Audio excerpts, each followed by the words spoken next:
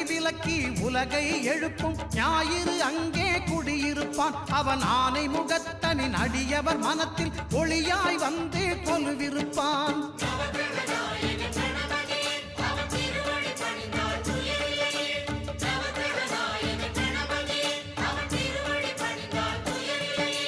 ஒன்பது கோளும் ஒன்றாய் காண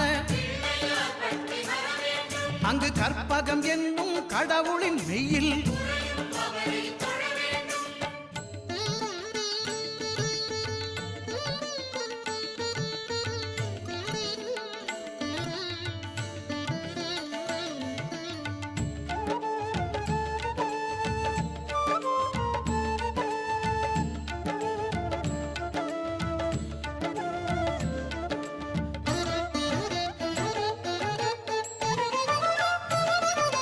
திங்கள் பகவான் திருமுகம் காண